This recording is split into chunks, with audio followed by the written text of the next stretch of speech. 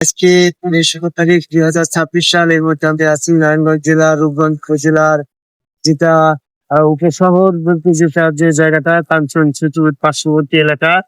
এখানে দুটিয়াব সরকারি প্রাথমিক বিদ্যালয়ের আমি প্রধান শিক্ষক ছিলাম এক সময়। দুটিয়াব সরকারি প্রাথমিক বিদ্যালয়টার সন্নিকটেই, এখানে ক্রিম দূষণ থেকে সরাসরি 300 ফিটের রাস্তায় আমরা দাঁড়িয়ে আছি। এই পর্যায়ে আলোতে কথা বলতেছিলাম যে আল্লাহ রাব্বুল আলামিনের হুকুম আদেম সেজদা না করে ইবলিস জান্নাত থেকে বহিষ্কার হয়ে গেল।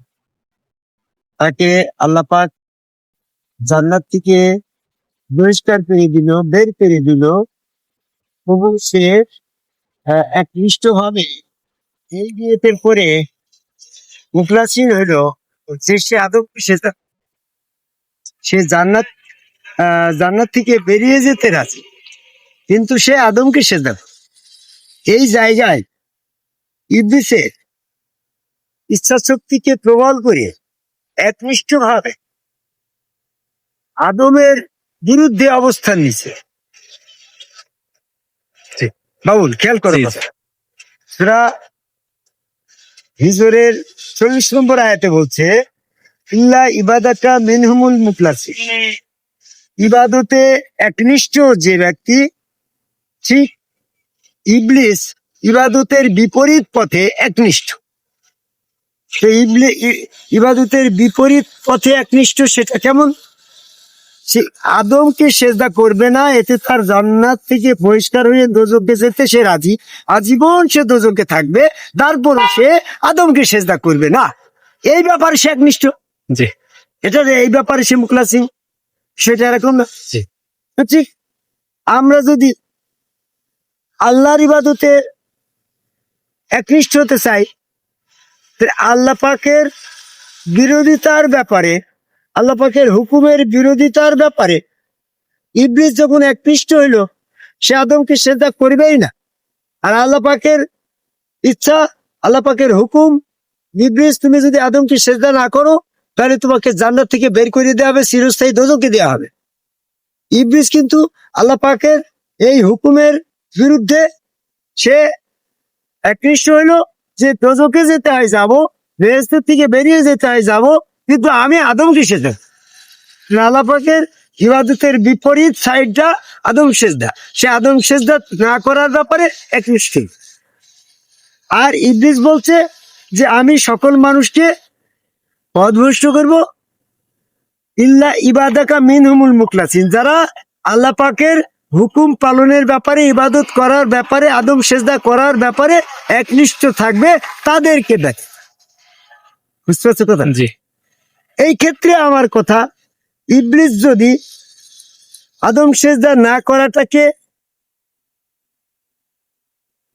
এই একনিষ্ঠ ভাবে ধারণ করে দোজখ মেনে নিতে পারে, তো ঠিক আমি আদম সেজদা করার ব্যাপারে একনিষ্ঠ হয়ে দোজখে যাব না কেন, বা আমি দোজখ মেনে নেব না কেন?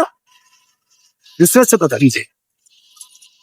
ইবলিস যদি আদম সেজদা না করে, আদম সেজদা করবে না এই ব্যাপারে একনিষ্ঠ থেকে সে যদি দোজখ মেনে নিতে পারে, বেহেশত পরিত্যাগ করতে, আমরা যদি ইবলিসের থেকে বেশি একটা আল্লাহ পাকের বান্দা হতে চাই, তাহলে আল্লাহ পাকের হুকুম অমান্য করার কারণে সে অমান্য করে আদম সেজদা না করে দোজখে যেতে শিকার, বেহেশত থেকে বেরিয়ে আসতে শিকার, তাহলে সে ওই ব্যাপারে কত একনিষ্ঠ।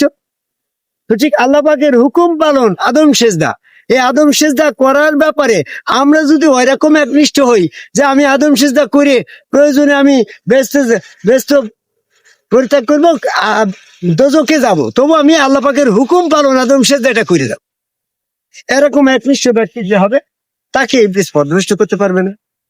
তাই আমি পৃথিবীর সকল মানুষকে যারা আদম সেজদা থেকে বিভ্রান্ত আছেন তাদেরকে শুধু সূরা হিজরের 39-40 নম্বর আয়াতে দৃষ্টি আকর্ষণ করে বলছি, আদমকে যখন বলা হইলো, ইবলিসকে যখন বলা হইলো ওয়াসজুদু আদমা, আদমকে সেজদা করো, ইবলিস আল্লাহ পাকের এই নির্দেশ অমান্য করার ব্যাপারে একনিষ্ঠ হলো যে আমি বেহেশত চাই না, বেহেশত থেকে বেরিয়ে যেতে চাই, দোজখে যেতে শিকার, তবু আমি আদমকে সেজদা করবো না। ঠিক তার অপোজিট বিপরীত ইবলিসের বিপরীত পথটা সিরাতুল মুস্তাকিম। এই সিরাতুল মুস্তাকিম আদম সিজদার পথটাকে ধারণ করতে গিয়ে আমার যদি কেউ প্রবঞ্চনা করে, তো প্রবঞ্চিত করে যে তুমি এই মানুষকে সেজদা করলে সেরেক হবে, এই সেরেক করলে তোমার দোজক হবে, আর দোজক বেহেশত তোমার চিরস্থায়ী বন্ধ হবে, তাহলে আমি যদি আল্লাহ পাকের সিরাতুল মুস্তাকিমে একনিষ্ঠ থাকতে চাই, তাহলে আমার দোজকও মেনে নিতে হবে, বেহেশত থেকেও বঞ্চিত হব, এটাও আমার মেনে নিয়ে আল্লাহ পাকের হুকুমে আদম সেজদা পালনে একনিষ্ঠ হতে হবে। জয় গুরু।